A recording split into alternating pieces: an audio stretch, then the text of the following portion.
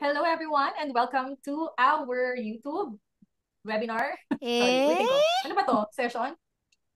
Gusto niyo pangalanan na natin itong session na to? Yeah, pwede. Filipina Amazon sellers. Yan. Okay, sige. Ready? Go.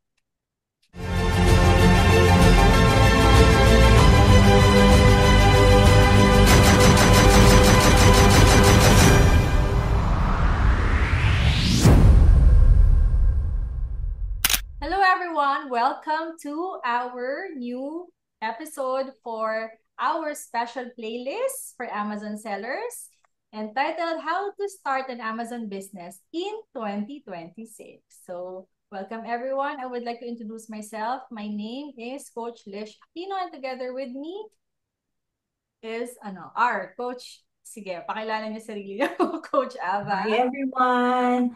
I'm Coach Ava. I'm one of the coaches under Amaze Nation. And of course, siguro na nakikita nyo ako every time sa YouTube channel ng Amaze Nation and sa mga live sessions namin with Amaze every Thursday. So here I am along with my fellow coaches. And I'm an Amazon seller for more than 8 years. And I started as a physical therapist. And then I discovered Amazon selling. And I'm here in Florida. Now I'm coaching fellow Filipinos around the globe to start and help them launch their own business selling physical products to Amazon US. Yeah. So, and then andito ako sa US, sa Florida. And of course, kahit nandito ako, nakakatulong ako makapag-start sila.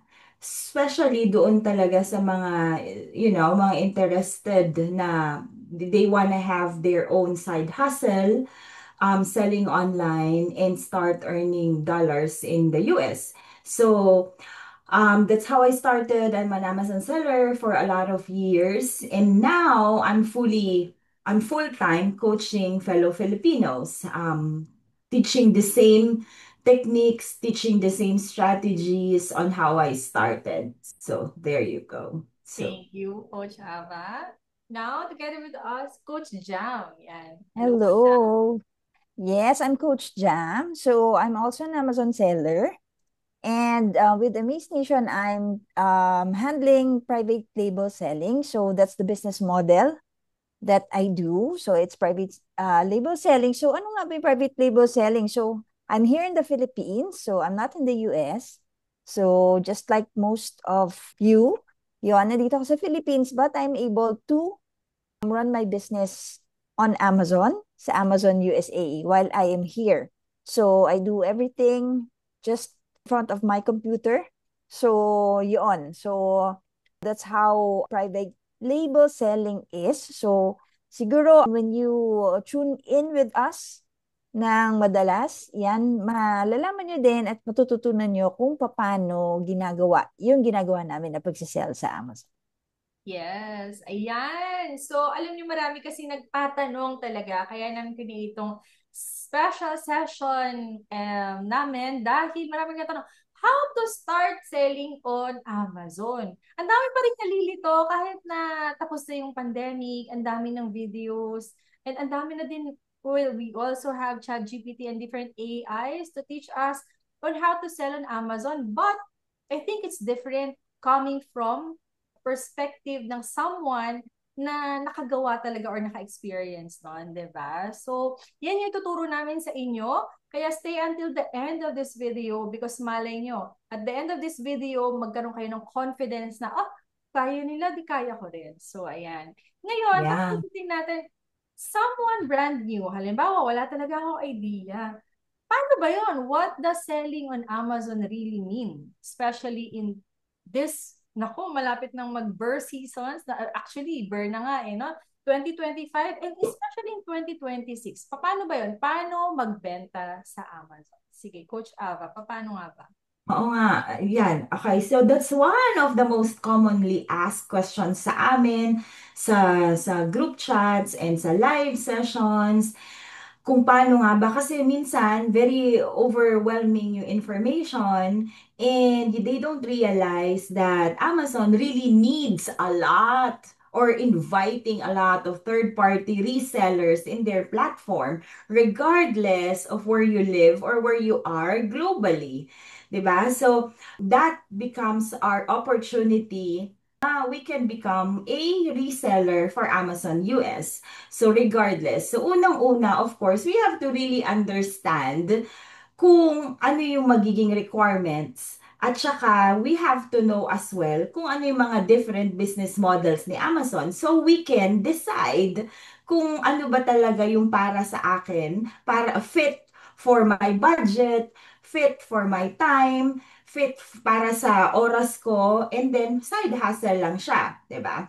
So we really have to understand those things and we have to know kung saan talaga yung pinakaunang step para maging reseller. Because every one of us has a chance, no? Again, regardless kung you're young, you're old, you're beginner, wala kang experience sa online selling, never kang nakapag-live selling, you're not into sales and marketing, you never had any experience with Shopee or Lazada, or kahit wala kang malaking capital, yes, you can do that and you can start selling on Amazon US. Ganun siya. Wala masyadong mataas na barrier to get in and test the marketplace of Amazon, which is the number one e-commerce and biggest platform right now globally.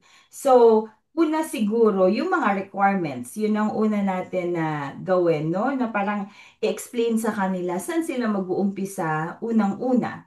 Well, alamin natin kung ano-ano yon.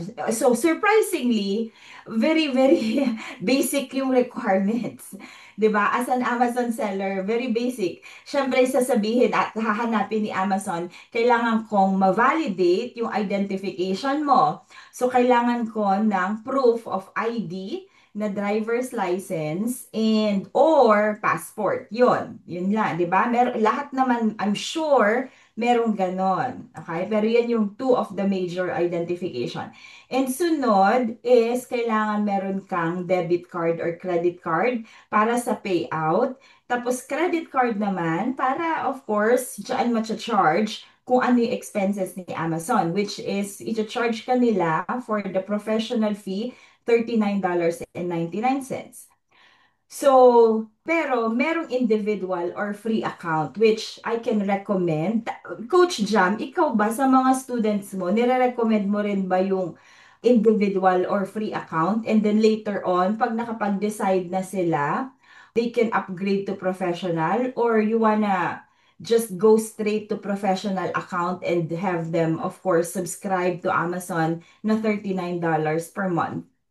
Yun, when it Ikaw? comes to private label selling or those with already built up brands already, hindi namin nire-recommend yung individual kasi individual will not let you send bulk in bulk ng inventory sa Ah, Amazon. So you have to be a professional seller. So you can send 100 or 200 units above. oh, Yun. So, oh, kailangan naka-professional selling plan pag yung sarili mong brand. oh, Yun. that's nice to know. Yeah, that's very good to know. Kasi sa amin naman, which is online arbitrage and wholesale, which doesn't have any requirement, no, ng volume of products. Regardless kung isang piraso lang yan, or dalawang piraso na gusto mong itry ibenta, pwedeng-pwede sa online arbitrage. Yun yung kinaganda naman nun. So, hindi namin na pwedeng-pwede yung mga any interested sellers na individual or free account. So, ibig sabihin, free siya, wala kang babayaran unless an item got sold, doon pa lang magcha-charge si Amazon ng 99 cents per unit. So tama, yun yung magiging difference nun, Coach Jam, no? Na Mm-mm. parang we can start with free, but then again, if you're gonna be doing private label, that's why we have to really identify kung ano ba talaga yung different business models ni Amazon. So going back doon sa requirement, pwedeng free individual or professional. ang sunod nun is dapat meron ka din na phone number kasi diyan magbibigay si Amazon sa'yo ng code to open your account. And next is, of course, meron kang email address na diyan magno-notify yung mga updates ni Amazon kung na-receive na ba nila yung products mo or nabenta yung item mo, so many updates dyan sa email address mo. So iba, it doesn't have to be professional email or you don't have to create another email for that. So any email na existing, pwede na. So I think dun lang sa basic requirements, you can right away open your own Amazon account. So that's the first step if you wanna become an Amazon seller in US. May nakalimutan pa ba ako, Coach Jam, Coach Lish? Ano, coach, yung statement of account. Sa bank? So, statement of account, either bank or credit card statement. Kasi doon i-match ni Amazon yung name na sinubmit mo and your address also. So, Tama. Oo, doon no? din i-verify. So, your address needs to be a verifiable address na in the case of Philippine sellers, usually Amazon sends postcards with a code na to complete your application process. So, make sure na yung nilalagay nyo na address in your application process is pwede kayo makatanggap ng postcard or ng mail doon sa address na yun. Tama, tama. Thank you. Thank you for that. So, lahat na Yun. yun, no? Yun yung mga basic na requirements in identification cards to verify us to become a seller with Amazon. And based sa experience ng mga clients or sa mga students mo, Coach Jam, and Coach Lish as well, ilang days, di ba, nagva-vary din, no? Pero sa ibang students, ilang days upon application, sila na-approve kaagad. Full approval niyan kasi usually with the postcard, siguro within a week. Kasi Oo the nga, no? postcard usually comes from the nearest na hub ni Amazon, which is in my case, galing sa post ng Japan yung sinend sa akin. Other students galing sa Singapore. So, Oh, siguro within a week, verify naman yun, yun account. okay. So it's safe to say within a week, they can be approved to become a seller, no? Mm-mm, Yun mm-mm. ang timeline nila, no? Kasi dati within minutes or within the Mabilis, no? application. Oo. Oo, no? Pero syempre, of course, Amazon changes a lot. So you can just expect maybe a Mm-mm. day or a week you can be approved. Pero hindi matagal. So, that's just as easy as, of course, just waiting for that. And then upon verification or once Amazon sends all the OTP or the code, then of course you can open, no? Tama, no? Mm-mm. Ma-open na nila yung seller account Mabilis. nila right Sometimes away. actually may mga applications na they don't send out postcards. So right away, dire-diretso yung process. Siguro it depends on the risk analysis ng AI ni Amazon whether you're good to go or not. Yon. So mas mabilis din sa ibang cases. Mm-mm. Galing naman. So, ibig sabihin, i-recap ko lang, the very first step that you should take if you're really serious in selling on Amazon, kailangan mo lang ng 6 na requirements, are the ID. If you're a Filipino, syempre, passport and driver's license. Kailangan mo ng Amazon Seller Central, number na pagsasanda ng OTP, email, may isa pa, statement of account, Yeah. yung isa, may nakalimutan akong isa. Credit card. Credit card, yan, pinaka-importante. Credit card or debit card na Mm-mm. syempre, dun magcha-charge si Amazon if in case that you get service of, syempre, Amazon. Kaya dun, yun. So, alam ko most of you, meron namang 6 na requirements na yun. So, yan lang yung kailangan nyo to May start. kulang pa pala tayong isa, coach. Kailangan natin ng bank account kasi doon ipapadala yung kita natin. So, Yeah. kailangan ng bank account na deposit account. Yon. So, but for the case of Philippine sellers, any bank will do, BDO, BPI. Metro bank accounts. As long as it's in peso, okay lang yun.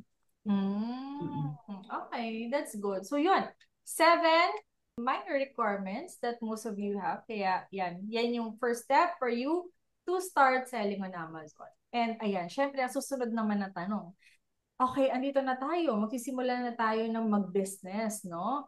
Pero syempre, marami nagtatanong, how big or small yung capital na kailangan? Yan. Yun yung ano ba yung realistic ngayon? Depende sa business model. So, start muna tayo Mm-mm. sa private label. Paano pag gusto kong private, pag sinabi pa lang guys, private label, ibig sabihin, you will start your own brand. So, pag mag-start ako ng sarili kong brand mismo, magkano naman yung capital na kailangan? Yun. So before we touch on yung amount ng capital, actually si private label selling, it's not just for startups or those na nagpaplano pa lang magnegosyo. Actually, itong private label selling is perfect for those who has brands already or meron ng ready na product line because yung mga established na brands, Amazon offers you a distribution channel globally for you to be able to distribute your products dun sa mga marketplaces where Amazon is present. So we can utilize yung distribution network ni Amazon para mapalaki yung sales ng mga existing brands in the Philippines. So we can also use that. So apart from that, for those na gustong mag-start ng sarili nilang brand or ng product line, yon, it's also a perfect avenue para makapag-start ng isang international business.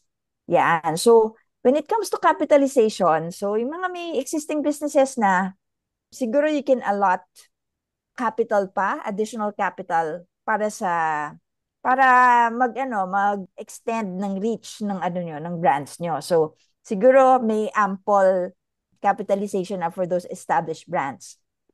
Pero dun sa mga gusto pa lang mag-start, yun. So, ang pinaka-okay na capital right now is, in our case, siguro mga around 300,000 pesos. Yan, it's a safe already na starting point. But then it shouldn't be limiting kasi we have students who have started with a much, much lower capital. Meron kami mga students na nag-start with just 50,000 pesos. So, it really depends on the niche that you will choose and the products nga.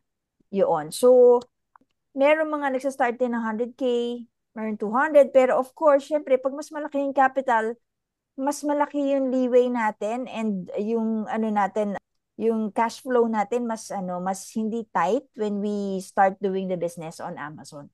So, yun. Pero a good starting point is mga 200, 300K. Yan, pwede niyan for the products for the products yun. Mm-mm. Oh. Very good. How about sa'yo, Coach Ava? Sa Sa amin naman, which I'm teaching fellow Filipinos how to do online arbitrage and wholesale. So, dalawa yan sa different business models ni Amazon, which is si Coach Jam, is focusing more of the private label. So familiar na kayo sa private label, we've been talking about wholesale and online arbitrage. Kami naman sa mga clients namin or sa mga students is ang pinaka-easiest and very minimal cost of capital, which is doon sa online arbitrage. Actually, you can start and we recommend at least $300. But then again, wala siyang fixed na parang mandatory amount that you can start.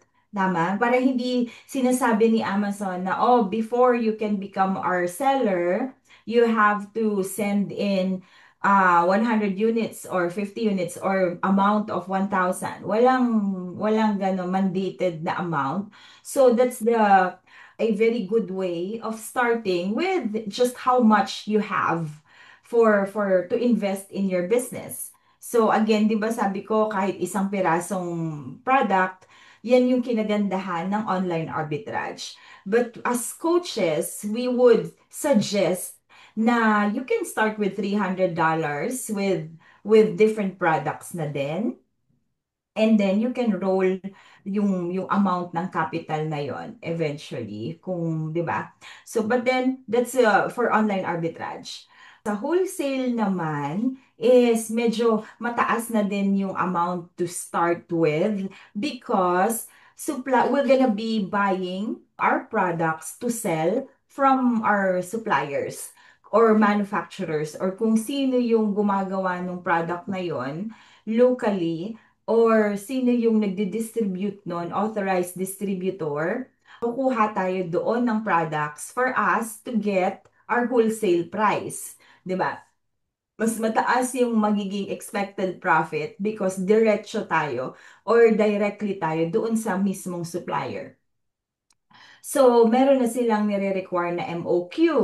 So, most suppliers would require at least $500 to $3,000 pataas yung mga bibilhin nating products. So, they can give us wholesale price doon. Hindi naman yan retail na or tingi-tingi ba. So, bulk orders na yung bibilhin natin from them. Which is good. Merong benefits and advantages na gano'n, na marami. Pero at the same time, wholesale price nating makukuha. So there you have it. Kung ano yung mga initial capital or investment, nagdedepende yan kung anong business model ang uumpisahan mo. Okay? So we have online arbitrage, we have wholesale business model, we have private label, and another one is of course retail arbitrage kung saan pumupunta ka sa local stores which is would not apply to a lot of people outside the US. And another thing, another business model is yung drop shipping, which is very common but very risky, and we don't really recommend and we don't really want you to get in that business model. Okay, so we want to forget about drop shipping for now. We're just gonna focus on private label, wholesale, and online arbitrage. Ayan. So, again, we're going to focus on the three business models that we can use on Amazon because based on experience, yun talaga yung kumbaga, safest way, most scalable, and of course, most stable as of now. Ayan. So, it's online arbitrage. So, back muna tayo.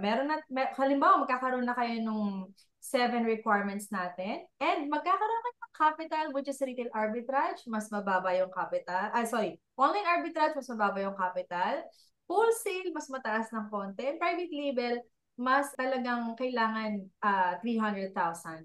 And above, more or less, ang iyong capital. Ayan. So, halimbawa, meron na kayong capital. Ito na yung tanong, no? Deep dive tayo dun sa mismong ginagawa. Ano yung, halimbawa, nakapag-isip ako, let's start with retail arbitrage, online arbitrage. Paano ba ginagawa yun? Kasi nalilito pa rin yung mga ano natin eh. How can I start doing that? Ano yung mga araw-araw kong ginagawa just in case online arbitrage yung piliin kong business model? Paano ba yung ginagawa ko, Chapa?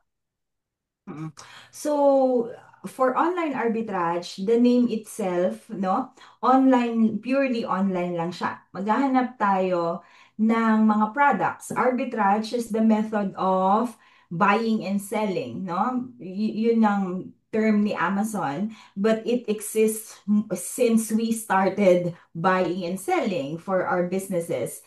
So, online, we're gonna be buying and selling online for all those products. So, lahat lang yan is we're gonna search products na profitable, discounted, clearance items online sa Google search. Maghahanap tayo, kunyari, shampoo and conditioner with this brand. O kaya, Lily's Peanut Butter, for example. Lily's Peanut Butter. And then, nakita natin si distributor nag-o-offer ng parang clearance sale for that specific product. So, na-timingan natin na magkakaroon siya ng 20% off, pwede nating bilhin yun kaagad. Tapos, ipadala natin, titingnan muna pala natin kay Amazon kung magkano yung presyo nila compared doon sa nakita nating price na clearance or discounted item ni supplier online. So pag may nakita natin yun, na-compute natin yon na meron tayong magiging profit, so pwede natin siyang bilhin and padala kay Amazon. So again, our sourcing method would be all online. We don't have to be reaching out to them. We don't really have to call or email them. Once na nakita na natin yung item online, doon na natin mismo bibilhin. So, another example, may nakita tayo sa Walmart na pet product, dog food. Tapos nakita natin na buy one get one siya, which is mostly ganun yung dito. Very, very common yung buy one get one ng mga items, no? Especially mga pag sa season sale, ganyan. Nag-offer sila ng mga buy one get one just to get rid of the inventory or for another restocking for another season. So, maraming ganon. So, bibili na natin yon. Sabihin mo, may buy one, get one. Tapos, pwede kong bilhin and then padala kay Amazon. So, but then again, mamaya siguro, mag-iisip kayo, paano natin mahahawakan yung product? Wala nga ako sa US. Di ba? Or posible ba yan na diretsyo na sa Amazon? Those things. But then again, ang focus natin is, yun nga. So, ano ba yung method of buying those products? So, paano ba yung proseso nun? Di ba? Ano ba yung sistema dyan? So, again, hindi mo kailangang tawagan, hindi mo kailangang email, you just have to scan or look for those discounts and buy it and send it to Amazon. Yun yung online arbitrage. And for wholesale, it's a different game or it's a different way of getting your products. Again, wholesale is for directly from your suppliers, from your manufacturers. Kunyari may nakita tayo na, oh, I wanna focus or I wanna be on a toy category. So, mga Hasbro, Marvel, Spider-Man, or Baby Alive, those categories or those brands, we're gonna be looking for a supplier na mag-offer or they're selling it on a wholesale price. So, ang gagawin natin, hanap muna tayo ng contact information nila online. And once we got it, tatawagan na natin sila and i-email. So, it's a different way of getting products from them. We have to establish working relationship with them na, oh, I'm interested to resell your products. I'm interested to represent your brand. And I have, of course, my business in the US, which is Amazon wholesaler. So that's the way of doing the difference between online arbitrage, which is very straightforward, no? Pag ano makita mo, and padala mo kay Amazon, that's it. Si wholesale, a little different kasi kailangan mong tumawag, kailangan mo mag-email, kailangan ma-approve ka, ma-acknowledge ka na, okay, I'm gonna be allowing you to sell my brand. So, merong ganong relationship, merong usapan, may ganon, may approval process with wholesale. But then again, it's easy. So, a lot of you, ganun din yung process with any different methods of selling, di ba, no? Pupunta ka, kunyari, sa selling, kunyari, punta ka ng Divisoria. Punta ka kasi magbibenta ka sa mga customers mo, 'di ba? Kunyari, mga kapitbahay mo, kaibigan, mga kumare. Gusto ko dati nung college ako, sabi ko, gusto kong maging business woman. Gusto ko may kikitain ako. So, nagbebenta ako ng mga wallet noon. Alam mo yung mga usong wallet na ang hahaba? Yung mga ganon. Yung uso nun yun na talagang, naalala mo ba yun? Pero college yata ako, first, something like that. So pumunta ako ng Divisoria and Baclaran. So, sabi ko, sige, bibili ako nito, tapos ibebenta ko with a markup na 10 pesos. So, meron akong business. Ganon din yung buying and selling, di ba? Pero, yun yung retail arbitrage. Pupunta ako doon kung saan mas mura na maibebenta kong may kita, 'di ba? Sa Divisoria, sa Baclaran. Pero, hindi sila yung gumagawa ng produkto, di ba? Hindi sila yung nagtatahi ng Manufacturer. wallet, hindi sila yung gumagawa nun. So, kung gusto kong mas malaking kita, hahanapin ko kung sino yung pinaka-main supplier nun at sino yung gumagawa ng wallet. Yeah. 'Di ba? Yun naman yung wholesale. Yung sa Baclaran Divisoria, yun yung retail arbitrage. But then, pag online, pag nakita ko, divisoria.com, siguro sabihin natin meron ng divisoria.com na Mm-mm. lahat ng products ng Divisoria nasa online. So, doon ako kukuha. Online arbitrage. Pero pag wholesale, hanapin ko kung sino nagsusupply sa kanila. Hahantingin ko yon kasi mas mataas ang kita ko doon. Para mas So, yun yung mura. online arbitrage and wholesale. So, I hope medyo nalinawan tayo about the difference of that and the method of selling kay online tsaka kay wholesale. Coach Ava, meron akong question. Kasi na-mention mo kanina, dropshipping. Karamihan kasi ng Pinoy, pag sinabi mo e-commerce, automatic dropshipping ang alam nila. Hindi nila alam yung ibang, ay, pwede pala akong mag-private label. Ay, pwede pala akong mag-wholesale pag saan. Ano ba difference ng dropshipping sa online arbitrage? Ano yung main difference? Kasi minsan nako-confuse nila, akala nila pareho yon. Mm, mm. Oo, technically, it's easy to get confused with dropshipping and online arbitrage. Kasi nga naman, parang very, very vague or very, ano yung term na dropshipping. They thought na, okay, since wala ako sa US, hindi ko mahahawakan yung product ko, dropshipping yon, tama no? Mm. Pero, in their own term, ang dropshipping is, of course, this is how it works.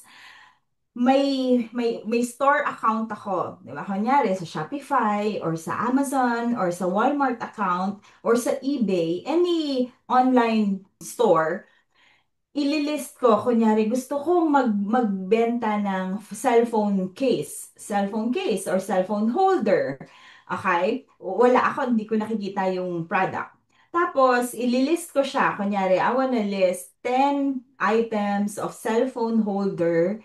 So, ililist ko siya. Tapos, maghahanap ako ng kung sino yung nagbebenta nun. Okay, pag may nahanap na akong supplier or any authorized na magbebenta sa akin nun, pag may bumili dito sa account ko, kunyari, eto, may 5 akong order kay eBay or kay Amazon, saka pa lang ako bibili ng products from the supplier. So, it doesn't really have to outright na hawak ko nandito na yung ano. So, yun yung drop shipping.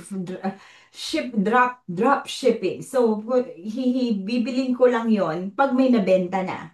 So, ibig sabihin na bypass na yung paghawak mo ng product, sila na yung mag-ship, yung supplier na yung mag-ship directly, diretsyo na kay buyer mo. Tapos, wala pang outright capital. So, yun kaya naging very, very famous, very popular yung method of dropshipping. But then again, it's not really recommended kasi nga maraming nasususpend doing that. With online arbitrage naman, kailangan mong hawak mo yung, hindi naman hawak, pero dapat nabili mo muna yung items mo to make sure na hindi ka na out of stock. Kasi minsan may mga times na si supplier, 5 lang yung stocks niya. Tapos may umorder na 10. Patay tayo dyan sa dahil. Kaya Oo, saan pupunta? nasususpend. Di ba? So, si online arbitrage, that's the safest way of doing it. Bilhin mo muna yung products. Tapos, ipadala natin kay Amazon. So, that's it for that, Lish. Gets ko na. Oo. Kasi for example, ako, bumibili ako, for example, sa TikTok shop, no, TikTok. Ang ganda-ganda ng item na yan. So, ini-ignore ko kung sino yung, hindi ako masyadong nagre-research kung ito ba talaga yung main supplier or main brand owner or sa mall ko ba ito binibili. Basta pag nakita ko maganda, o sige, check out ko, then gano'n. Tapos may time na 2 weeks na, ang ginawa ng TikTok, yeah, well, in fairness naman, ano, kina-cancel na lang niya yung order kasi hindi pa sa akin na-deliver. So, ang hula ko is yung mga ganitong seller, nagda-drop shipping. Since kailangan pa nilang i-order yun at ipadala sa akin. And it takes time. Hindi tulad ng private label, wholesale, or retail arbitrage na hawak ko na. So, in Mm. short, halimbawa, sa Amazon ako magbebenta, kung pipiliin kong warehouse ay Amazon, or pipiliin kong may iba akong warehouse sa US, hawak na ng Amazon or ng third-party logistics ang product ko. Therefore, anytime na may bumili, made-deliver ka agad at hindi makakancel yung order. So, yan. Okay, gets na gets ko na. And So, then that becomes possible na within the day delivery. That's how mm, Amazon works. Kunyari, kasi nga, hawak nila. Nandiyan na yung products nila inside the warehouse. So pag umorder ako ng 10 cellphone holders ngayon, I can expect either within the day because andyan lang siya. Hindi naman gagaling from China or from other states or directly pa doon sa pinaka magbebenta, nandiyan na siya kay Amazon. So that's the power of being a partner or being a reseller with Amazon. Kasi andyan na yung products dapat. Kaya pag sinabing, order ako, okay, ito na, soonest that you can get. Katulad kahapon, yung anak ko, nako, di ba, ano ngayon, kahapon is holiday dahil Labor Day. Tapos, sabi ni Ali, yung anak ko, sabi niya, Mama, I have a project to be submitted tomorrow. Sabi ko, Ali, sabi ko, Ali, tomorrow na yan. Sabi ko, saan tayo kukuha? Ang kailangan niya, clay, tsaka mga little people daw. Na may gagawin siya. Sabi ko, saan tayo kukuha yan? Sabi niya, we're gonna go to Walmart. Okay, we're gonna go to Walmart. Eh si Walmart, out of stock.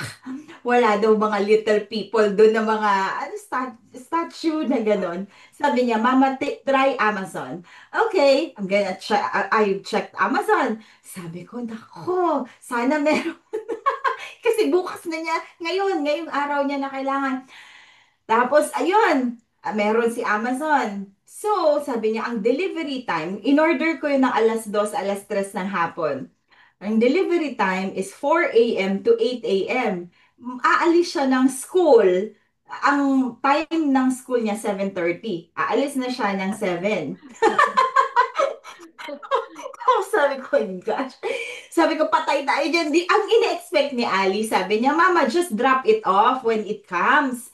Eh ako, tinatapa ako sa lugar, sabi ko, nag-work ako. So sabi ko, nako, sana dumating bago siya umalis. Nagising na ako ng 6 a.m. Andiyan na siya sa door, ano namin, doorway ba? Doon na, nandiyan na siya yung package ba? So, so 'di ba, it saved my day. It saved my day na ganun ka-convenient na alas 2, alas 3 ko na yun in order. Imagine mo bata to. So, oo. di na hawak na niya kanina, di tuwan-tuwa siya. Ganun.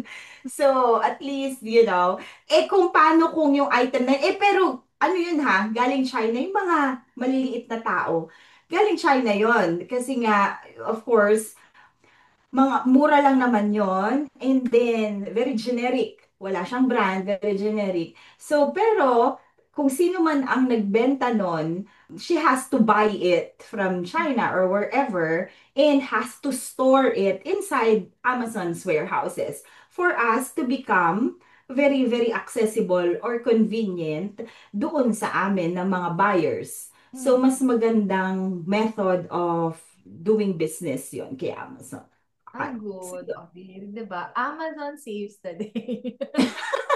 Kung hindi, nako, punta pa ako ng school ni Ali. Ayan naman. So, sa private label, ako ang main, if ever, bago ako, kasi marami din nagtatanong sa akin ito eh. Ang hirap mag-start ng own brand. Kasi, for example, ako ngayon gusto ko mag-start ng own brand locally. Pero nahihirapan ako. Pakiramdam ko, mas madaling mag-open ng brand pag sa Amazon kumpara mag-open ng brand locally. Bakit? Paano ba journey mo kami sa paano ba mag-open talaga ng sarili mong brand or private label sa Amazon? Bakit mas madali? Actually, kung mag-open ka ng sarili mong brand, usually you start kung ano yung interests mo eh. Siyempre, usual na start ng brainstorming mo is kung ano yung mga ginagawa mo, kung ano yung line of profession mo, kung saan yung line of expertise mo. Kasi mas familiar ka dun sa products na nandun sa paligid mo or dun na sa workplace mo, di ba? So usually, yun yung parang starting point. But then, pag na-establish mo na yon, kunyari gusto mo ng niche ng, kunyari sa fashion, sa beauty, o kaya sa home, yan, pag na-establish mo na kung anong gusto mong line, then that's the time na you will rely on data science. Yon. So, yun yung difference ng yun yung difference ng pagsisell sa Amazon over sa pagsisell elsewhere lang. Kunyari, usually kasi, ito nagsisell kami before ako nag-Amazon. So, we do retail.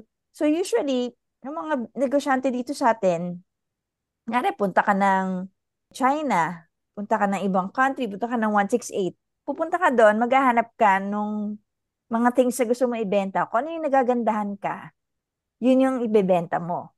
So, pag meron kang nagustuhan na product, o-order ka, tsaka mo dadalhin dito sa Philippines or ibebenta mo. So, actually, yun yung unang ginawa ko before sa Amazon when I was starting out. So, kasi before ako nag-Amazon, we go to China already usually we buy some stuff there to sell here sa Philippines. So, ganun yung ginawa ko. So, kung ano yung mga nakita ko doon, nagandahan ako, nag-order ako, pinadala ko sa Amazon warehouse. Ayun, so wala akong benta. So, mga first few months, wala akong benta, pero ang dami ko stock sa Amazon warehouse. Tapos, nag-accrue siya ng storage fees and yung mga monthly fees ni Amazon. So, ang difference no, natutunan ko, is pagdating sa Amazon, hindi pwede yung ganon. It's more of, they rely highly on data science. So, actually, mas okay siya. Kasi, meron kang pinagbabasihan na data bago ka mag-decide kung anong bibilin mo or anong products ang ibebenta mo.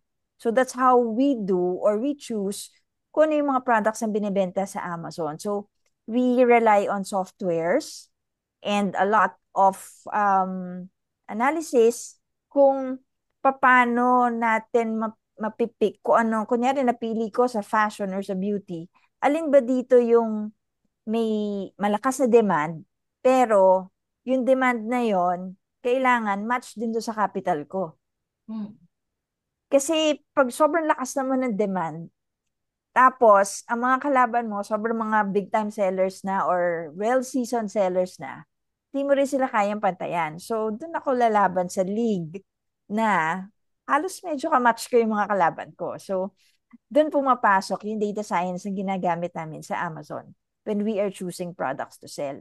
So, ganun usually, mas sa akin, feel ko yung difference kasi before I sell sa Lazada, sa Shopee natin. So, pagdating dito, meron mga ganong tools na pero hindi not as sophisticated yung treatment ng data science. So doon ko na-appreciate yun so mas siya mas madali actually kasi meron kang may tulong ka ng AI may tulong ka ng softwares, may tulong ka ng technology. So when you pick your items based on that, then tsaka ka punta sa China, tsaka ka maghahanap ng supplier ng product na yon. And then, the product development, of course, private label. Pag bumili ka lang sa China ng exact product na nakita mo na binibenta ng kalaban mo sa Amazon, chances are, magpa-price war lang yan kasi pare-pares kayo na binibenta, di ba? So, you have to, doon pumapasok yun, yung product development or yung kung paano mo i-improve yung product na nakita mo sa Amazon. So, iisipin mo yon, so doon ka magbe-brainstorming kung paano mo siya ma-offer sa market nang mas maganda siya at saka mas mag-stand out siya from the competition. And then you work with your supplier in China. Usually China, although pwede naman then other suppliers from other countries and from the Philippines. Yan. So, tsaka nyo i-work out yun, paano mo i-develop and mapapalabas mo imagination mo over that product. So, yun. And then, you do your own packaging and you put your own branding kasi private label. So, you have to build your own brand and kailangan mo siya i-market. So, all of those, Yun. So, ima-mass produce mo siya and then you send your inventory kay Amazon para sila na ang magte-take care ng distribution nun if ever may mag-order sa'yo. Yun. Galing. Ako talaga, ang pinaka nagustuhan ko sa kanya, doon sa data science ng Amazon, is kung hindi dahil sa napag-aralan natin sa Filipino Amazon Masterclass or kung hindi dahil sa mga napag-aralan natin sa all the courses about branding, siguro ang dami ko nang nilaunch na product locally because of my emotion. Minsan sabi nila, hindi, passionate ka dyan eh. So, di ba mahilig ako, halimbawa, for example, mahilig ako mag-makeup. At tagal-tagal ko na talagang gustong mag-launch ng makeup brand. Pero, pag nanggaling ka na sa course na alam mo mag-analyze ng data science, hindi ka papadala sa emotion. Magpapadala ka sa yung sa demand, sa bestseller, sa competition, sa seasonal ba yan, ganyan. So, ang dami-dami mong ina-analyze and yun yung maganda dun sa guidance nung, at least sa fab, diba, na nakita ko. And also, iniisip ko, pag halimbawa nag-launch ako ng brand locally, sino mag-ship, pack and ship ng product ko? Siyempre, malamang ako yun, di ba? Mm-mm. Tapos magko-coordinate ako sa JT&T, sa kung sino-sino, ganyan. So parang, sabi ko, masyado hassle mag-launch dito, hindi tulad ng pag doon sa Amazon, padala mo lang, ayun na, bahala na silang, bahala na silang mag-asikaso. So, yeah.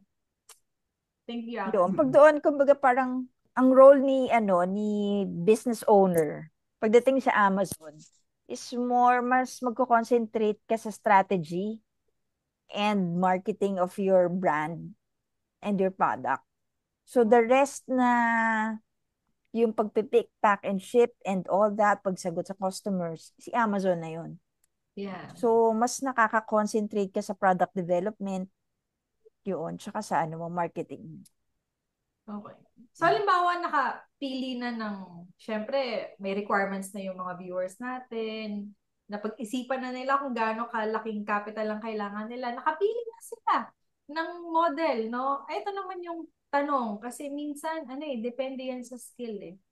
No? Ano yung basic skill na kailangan meron sila bago buo talaga yung loob nilang magbenta sa Amazon. Ayan. So, skill. Speaking of skill, Coach Ava, ano ba yung skill na dapat mapaghandaan nila bago sila magbenta sa Amazon? Siguro yung entrepreneurial skills na parang they Oo. really have to, tama, Yung Jam, no? spirit yung spirit iba eh. Ano, Makikita ano, mo ano? yung Ano? entrepreneurial spirit, Mm-mm. makikita mo kasi I see din dun sa mga students. Alam mo yun, foresight mo kung sino yun makakarating doon sa dulo. Hindi. True. Sa mga hindi makakapunta sa final, ay sa ano, Finish sa line. finish Sa line. finish line, oo. Tama, 'di ba? It really comes down to it. Yung drive mo and yung mindset mo. You know. So you really have to possess those skills. And the good thing is we're not born with it. It's a skill. It takes practice, it takes a lot of getting better at it and a lot of experience too. And of course, yung confidence mo din. And this is the right time to say na you really have to invest in yourself. No? If you really want to, ang daming Filipinos, ang daming tao na I wanna really be rich. I wanna have a great lifestyle. I wanna travel. I wanna do this. I wanna have the freedom. I wanna have that, flexibility of time. I wanna become the boss of my business. But then again, yung proper mindset is not there. And they don't have the the courage to invest in themselves. And they don't have the motivation to improve on what they have to do to achieve those. Tama? Parang lagi na lang wishful thinking ba? Parang, yung masyadong Basta lang lahat gustong yumaman. ideas. Period. Gusto ko lang yumaman, period. Ano ka po gagawin, di ba? Yeah, and that stops there. Parang hindi alam, it goes with proper execution, faster action, So you really have to start with those things to really achieve what you really wanted in life. So I think it really nice to say na, of course, learning is the best tool to achieve wealth. Okay? Learning is the best tool to achieve wealth because, of course, no one can take that away from you. Sabi nga ng mga lola at mga nanay natin, mag-aral ka para malayo ang mararating mo. Mag-aral ka, di ba? No one can take that. Same thing. Every day is an opportunity for all of us to really improve ourselves, to educate ourselves, to become experts, and that would really take us further in life. So I think yun yung mga kailangan natin to we cannot just say, okay, I want to become a seller, and then what? Of course, you have to really be strong on your mindset na, okay, I'm gonna do this no matter what. I'm gonna focus on this. I'm gonna be committed. Okay, ayan yung kaya pag nagdi-discuss ako sa mga students, meron lagi kaming motivation mindset. Kasi, di ba, entrepreneurial journey is very, of course, very lonely journey, di ba? You're on your own. No one's really gonna say, oh, you can do it. Of course, okay, ganito. You're on your own most of the time. Okay? And I think that's the beauty of it. But then, of course, there's a downside to it.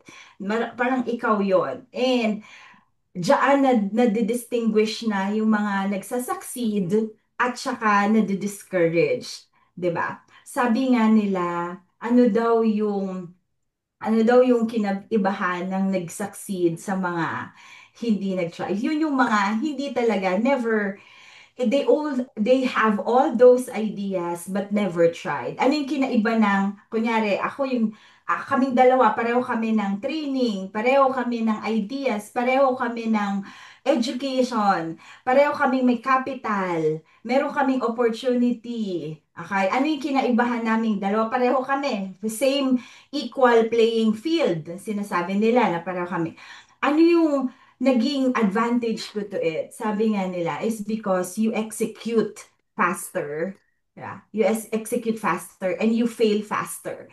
Mas marami akong trinay na nag-fail ako compared dun sa iba na pareho lang kami ng traits, pareho lang kami ng equipped with talents and all and capital. But they're so scared to try it and fail.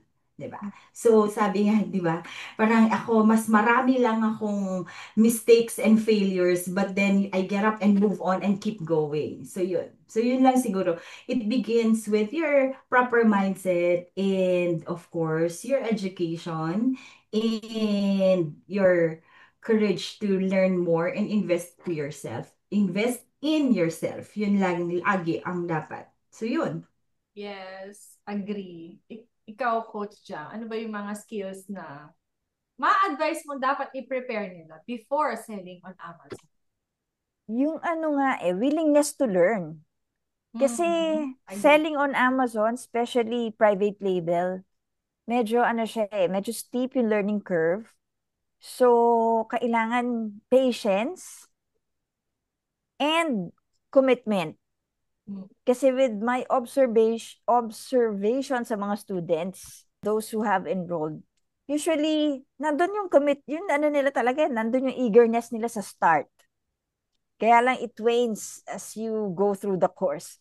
Kasi iba nahihirapan. Wala na, nag-give up na. Tapos some of them, yun nga, they couldn't commit their time. So, nawawala na rin. So, especially for those na busy talaga, na hindi na kayang isabay. So, usually yun yung nagiging issue or problem bakit hindi nakakatuloy-tuloy. So, yun, kailangan talaga from the start up to the end, yung commitment to really achieve and finish it and finally launch your own brand. Nandun talaga. At saka yun nga din, taking on yung sinasabi lagi nung metaphysics teacher ko. So, yun, kumbaga parang for you to go to the next level, parang video games din, para ma-unlock mo yung next level, kailangan mo mag-unlock at saka matuto ng panibagong skill. So, in your life, if you want higher income or status, para makapunta ka doon sa susunod na level, kailangan mag-develop ka or mag-aral ka ng bagong skill. Otherwise, you're stuck at the same level. Yun. Correct. Agree. So, aside dyan, syempre ako talaga, I am a fan of getting a mentor. Whether it's someone very close to you or a stranger, a popular course, basta get a mentor who has kumbaga has been there, no? In the journey of what you will go through. Ganyan. So, at saka ako, curious lang ako. Kasi syempre sabi niyo, di ba? Be very patient. Talagang kailangan, ano ka, kumbaga, entrepreneurial. Ano ba yung mga worst case scenario, real talk, worst case scenario na nangyari sa inyo sa Amazon? Kasi for sure, parang sabihin nila, kasi madali lang yung journey nyo eh. Pero hindi nila nakikita na, eto yung pinagdaanan ko, pero I still stick with, selling. Kasi dahil nga, eto yung, eto yung goal ko. So, ayan, start tayo kay Coach Ava. Ano ba yung worst case na nangyari sa'yo with Amazon selling and paano ka nakasurvive or paano mo pinagdaanan? Oh, with so many things, with so many scenarios, pero I think from what I can remember na parang very frustrated ako when I was starting is nag-list na ako ng product, no? Parang nag-research na ako and then I said, okay, I'm allowed to sell this product. And then, hindi pa pala yun. Parang very promising yung product. Very promising yung product. Na-excite ako masyado sa aking emotions. Sabi ko, oh my goodness, ang laki ng kikitain ko dito. Okay. And I started with wholesale business model. So, we purchased a big amount of products, big volume, kasi nga wholesale, and then ipapadala na namin kay Amazon, no?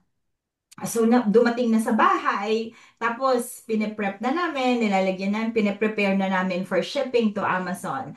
Tapos, ang na-realize ko after na makuha ko na yung mga products, when I was sending it to Amazon, hindi pa pala ako allowed doon, di ba? So, na-stuck yung mga products sa bahay. So, again, even though na parang you think you know everything about selling on Amazon, it's best pa din na of course you have your community, you have your support na oh, ano ba yung gagawin, ano yung next na to, because you have no one na would tell you otherwise. So, I think dun pumapasok na yung mga mentorships, mga coaches, and a group of community that has the same experience or has the same na with the same na what you're doing, so that can help a lot. So I think yun yung naging frustration ko, especially when you're a beginner, no? Ayaw mong matambakan ng products na of course it's just sitting in your house. So yun yung na ano ko na worst for me, pero marami pa din naman. But then again, I overcame that one. So, pero during that time, syempre very discouraged ka na, ang laking pera, or ano ba to, mali yata yung ginawa ko, or bakit ganon? That was kind of, embarrassing na akala ko I knew everything already. But then again, you move on and then do the right thing next. And it's very important to have a community or people or group of people that can support you, and then you can ask questions next time na okay, you would not repeat the same mistake, 'di ba? So that's how I get to it. Buti na lang, no? Buti na lang pinayagan ka na mag-sell nung item na Oh, yun eventually. eventually. Eventually. Ikaw, Coach Jam, ano yung worst case Ang scenario? dami. As in, sobrang dami. Every now and then ba? Unang-unang product, hindi maubusan si Amazon ng ng surprises Yes. kasi. Pero yung mga first time ko kasi, meron isang product na sobrang lakas. Nung pinadala ko siya doon, sobrang niyang lakas. Tapos, di-order ulit ako, nag-send ulit ako. Tapos pagdating doon, biglang sinuspend ni Amazon yung account ko for IP infringement. Kasi hindi ko pa alam nun eh. So, sariling aral lang yung pag-sell ko ng pag-send ng products. Kasi parang, you can learn naman talaga on your own. Yun. So, ganun lang ginawa ko. Di, bili, tapos send, yun. So, for IP infringement. So, since very new seller pa lang ako noon, kumaga, parang pinalusot ako ni Amazon. So, I just had to pull out all the products na sinend ko sa Amazon, which is kasi send ko lang nga na inventory, hindi pa nga dumadating yung iba. So, malaking lugi siya kasi kailangan ko siya i-pull out para patawarin ako ni Amazon and i-allow ako ulit mag-sell. So, yun yung parang naging bargain. So, I have to take down the listing, delete the listing, remove all the products, the inventory from Amazon para maging regular status na ulit yung account ko. So, I did all of those. So, took up the loss. And then, sumunod naman, nag-order naman ako ng sobrang dami ko ano-ano. Sinend ko na naman doon. Pero ito, wala ng brands. So, ano na lang siya, parang white label, wala siyang brands. So, pagdating doon, naghihintay ako, sabi ko, Christmas season na ba? Ito lang bumibili. Di nag-try akong mag-ads, mag-PPC and all that. Walang bumibili, pero may gastos ako sa PPC. So, that's the time na, sabi ko, parang may something wrong na. Kasi, wala eh. Ikaw lang yung nag-picture and all that. So, doon pa lang ako nag-start mag-research kung paano ba talaga mag-sell ng tama sa Amazon. So, that's the time when naghanap ako ng coach, naghanap ako ng mga tutorials na and mga software. So, yun yung malaking pagkakamali ko kasi yun nga, data science pala lahat si Amazon eh. Sa akin, gut feed lang eh. So, yun. So, dun yung natutunan ko. So, noon pa lang ako start mag-aral talaga ng mga PPC and all those, mga keywords and all that. So, pero nag-a-accrue yun storage fees ko kay Amazon. Na, ano yun eh, Q4, di ang laki. So, malaki talagang malaking loss siya. Yun, as in lesson learned, charged experience, kasama sa tuition fee. So, yun. So, after nun, ang dami ko in-enrollan na iba-ibang course. Kasi nga, kailangan ako ng mentor. Kailangan ako ng mga naka-go through na doon. So, alam na nila yung gagawin na i-guide ako. So, yun. Doon ako nag-start.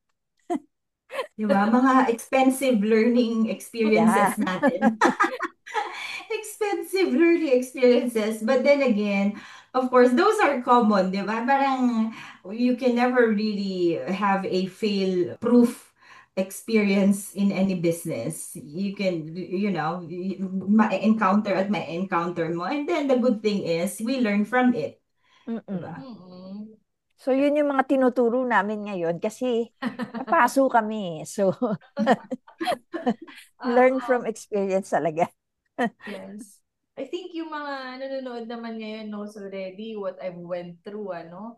Talagang, pero para sa mga bagong nanonood, gusto ko lang malaman nyo na I launched 3 private label products.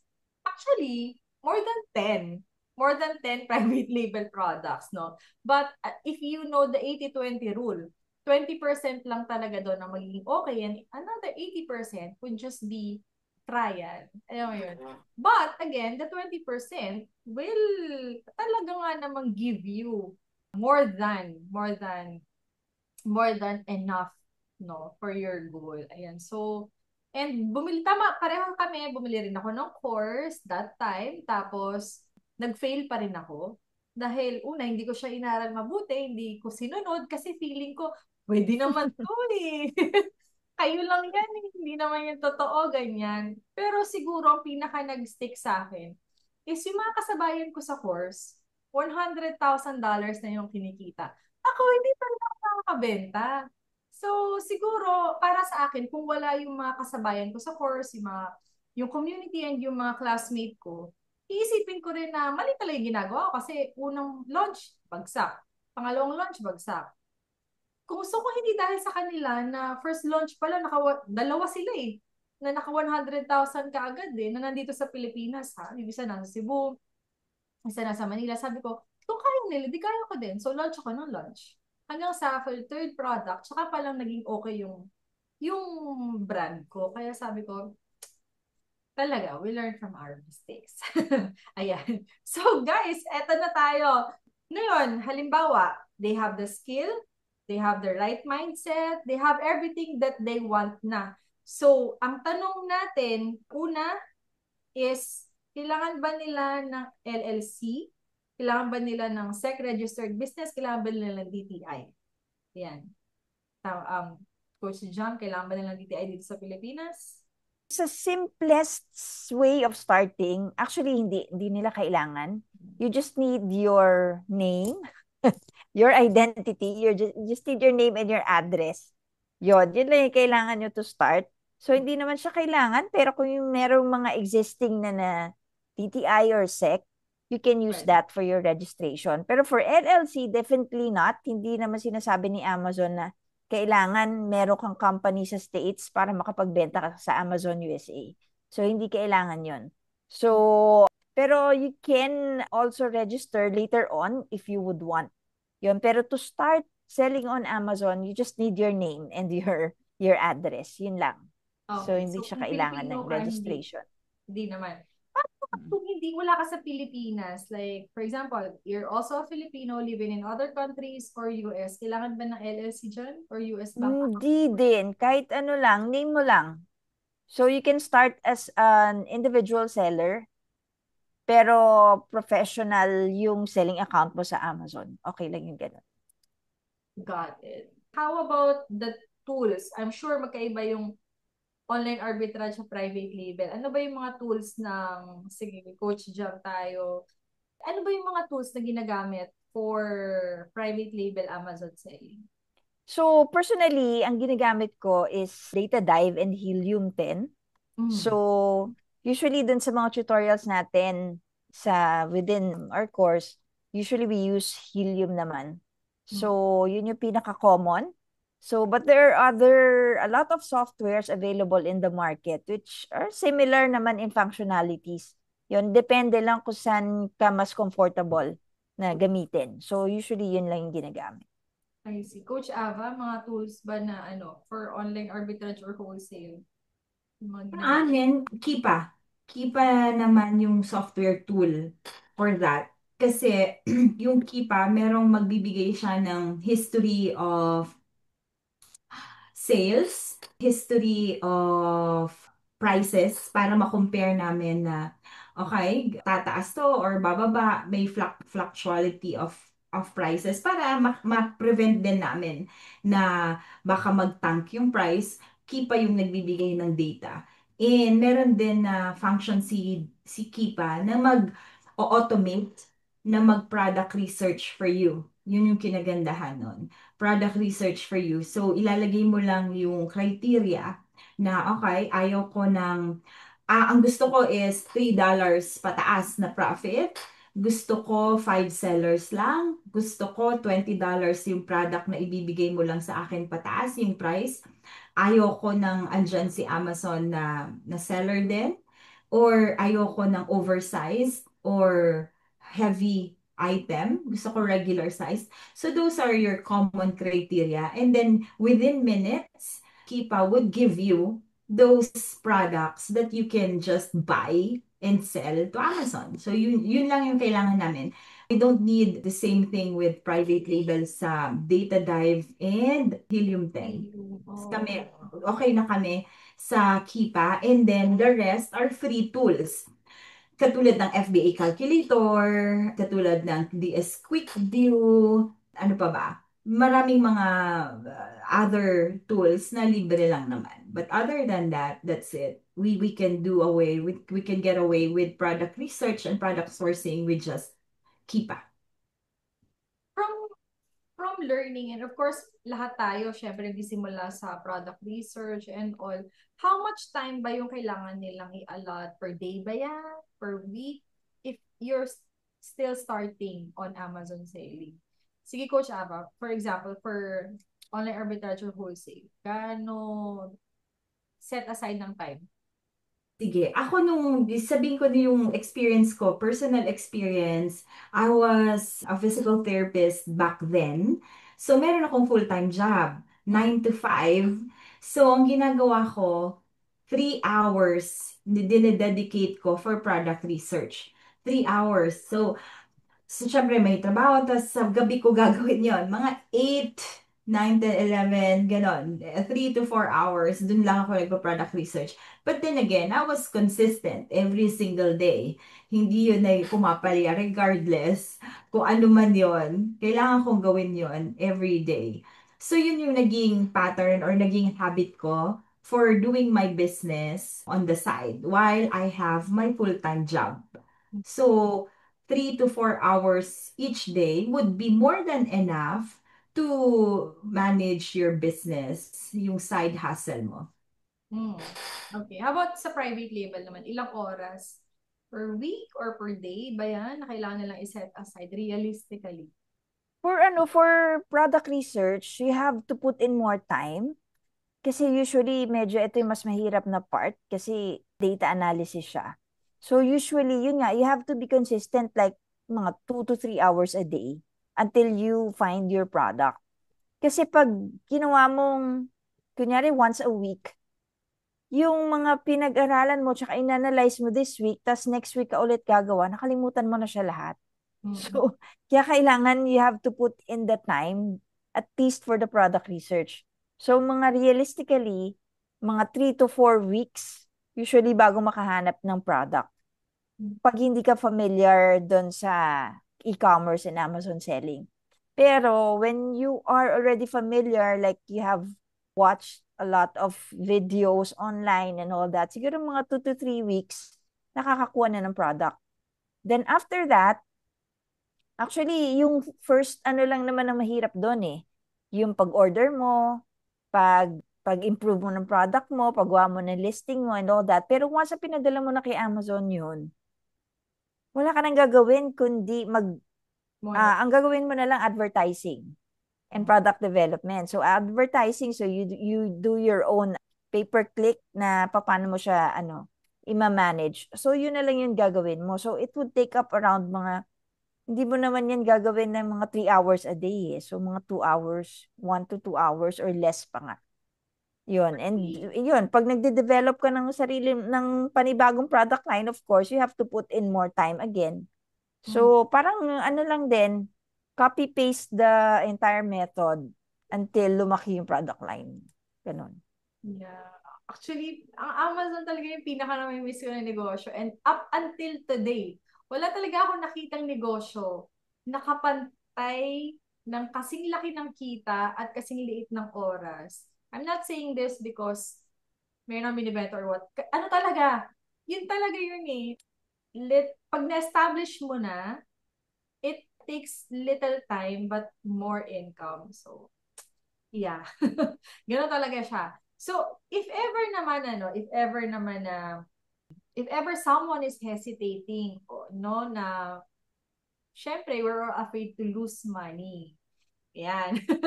What's your advice? Ano advice niyo sa mga tao na parang nag-hesitant ngayon na parang ang hirap maglabas ng pera? So, yeah. Coach Abang. Usually, ang sinasabi ko sa mga students, before you earn money or you make money, you have to spend money. 'Di ba? So, and then, kung meron silang mindset na mahirap yan, or very risky yan, or baka malugi ako dyan, first, we have to fix your mindset muna.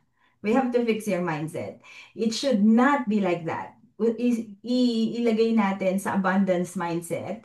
And any business would involve risks, di ba? In anything.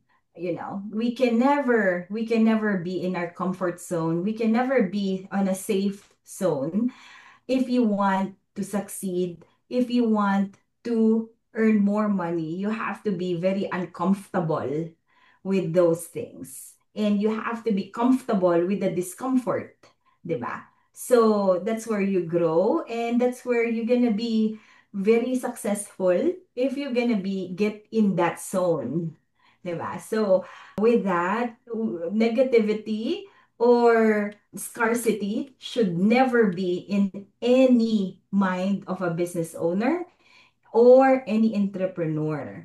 So we really have to overcome those things to start with. Okay? And it would really give you a lot of leverage. Okay, so Agree. What is after watching this video, coach, after watching this interview, what do you think is the one action that they should do right away after watching our video para makapagsimula na sila to sell on Amazon?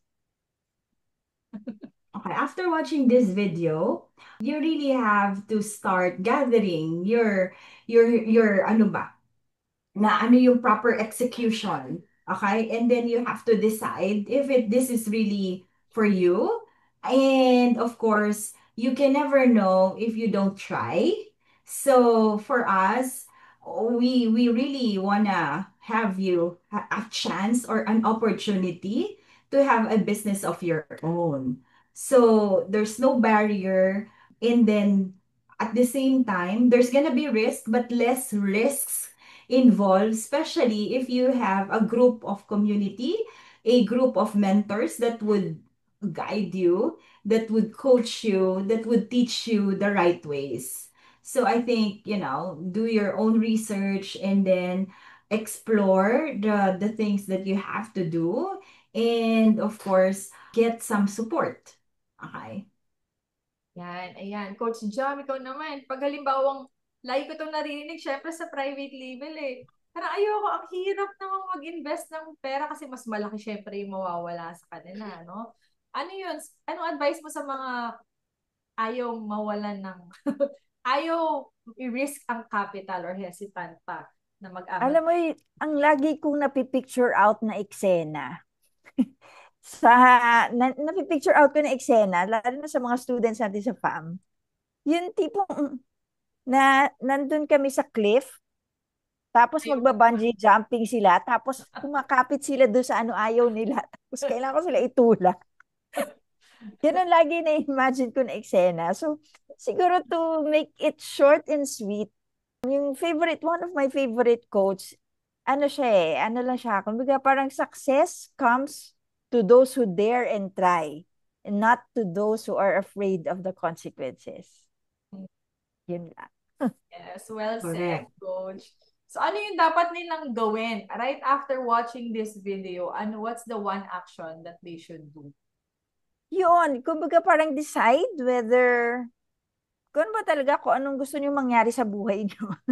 If you want to move forward, if you want to go to the next level, then siguro best way is to find a mentor how to get you to the next level. Mm-mm. Yun.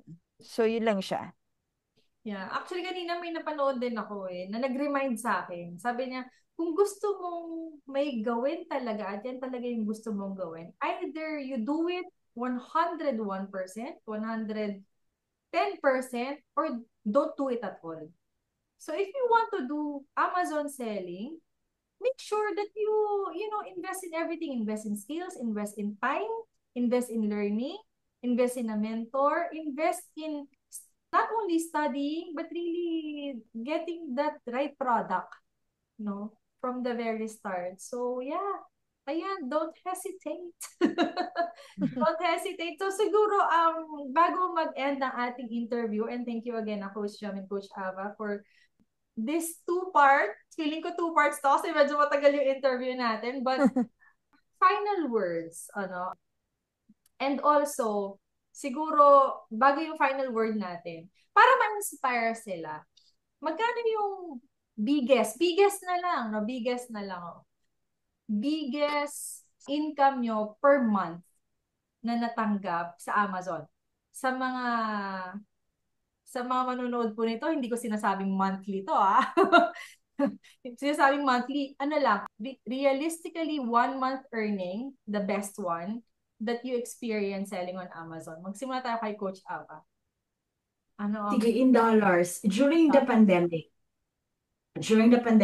yun yung pinaka tumaas yung sales revenue ko for that because of course a lot of people were buying in Amazon. So doon ko na realize na oh gosh, this is so good. So yung sales revenue ko noon is umabot siya at least $25,000 doon sa sales. So more or less ang profit margin ko doon is between 15 to 30%. Depende kasi siya sa product minsan, kung ano yung product. But then again, just to give you an estimate for that one, ganun yung naging sales ko and then profitability for that specific month sa isang buwan. galing? Ikaw naman, Coach Jam. Pandemic din yung ano yung pinaka-okay Mm-mm. na ano siya. So, one product, siguro mga around 15. So, parang ganun yung ano niya. So, more or less, nasa ganun yung average niya. $15. Okay, guys. Ako naman, dahil ang dami ko nang binagsak na binagsak at tines, siguro the best din sa akin nung pandemic, guys, nung pandemic. So, siguro sa mga followers, alam naman nila that ako got $600,000 in 1 month during the pandemic. So, ganun kataas. Kumbaga, these are your benchmarks and potential na kaya nyo rin.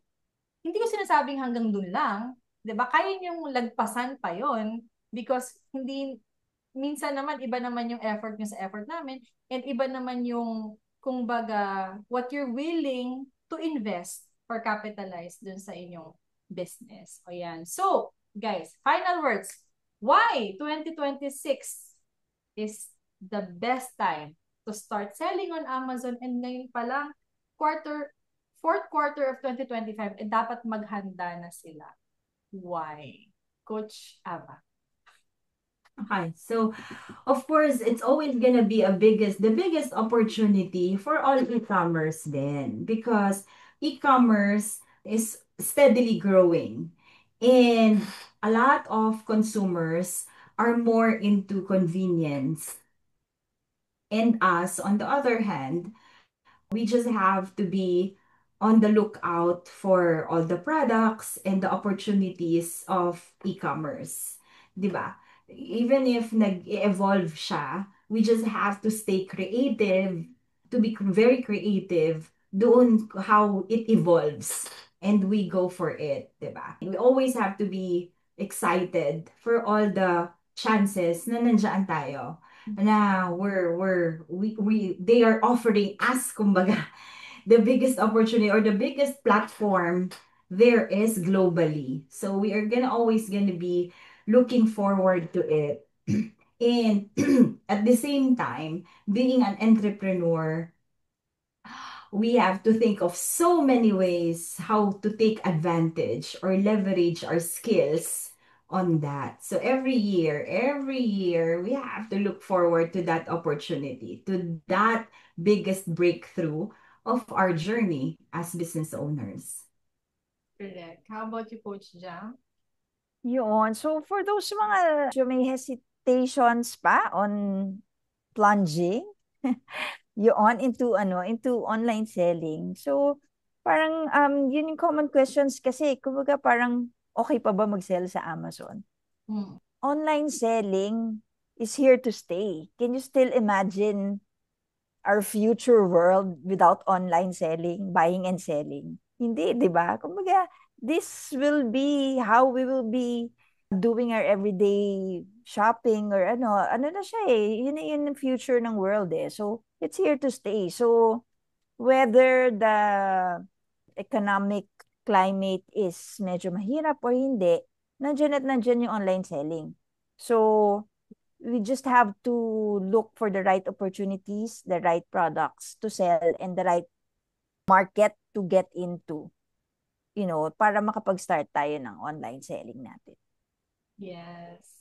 Ayan. So, for me naman, guys, Amazon talaga is still the number one business that I think everyone should have. Why? Kasi look at Coach Ava. May side, actually, meron pa siyang warehouse eh. Parang imagine niyo na lang, 'di ba, the time that she's spending on her Amazon business that is still now earning in peso, 7 digits.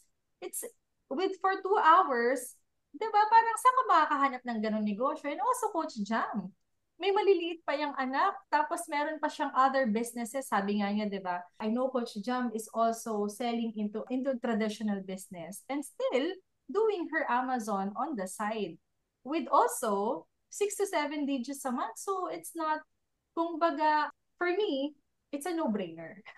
This is a no-brainer business. So anything, if you really want to do e-commerce, Amazon is the platform to go. Whether you own a product already, a private label, a brand, you're a brand owner already, or even if even if may kakilala ka lang na brand owner and you want to do wholesale from the Philippines and you want to send it to Amazon, this is a big opportunity for you, no? So don't miss this part. Ayun. So ayun lang for us, and thank you for listening to our more than 1 hour Amazon chikahan, no? Chikahan with, of course, your Filipina Amazon sellers. And I hope na marami kayong natutunan. Now, I know that you already know how to sell on Amazon. And the next step is, of course, to check out the links below, which we will post. And if you're interested to do private label with Coach Jam and also wholesale and retail arbitrage with Coach Ava, we'll put the link below and you can contact us anytime. So again, thank you very much, and we'll see you inside Amaze Nation. Thank you, coaches. Thank you. Thank you. Thank you.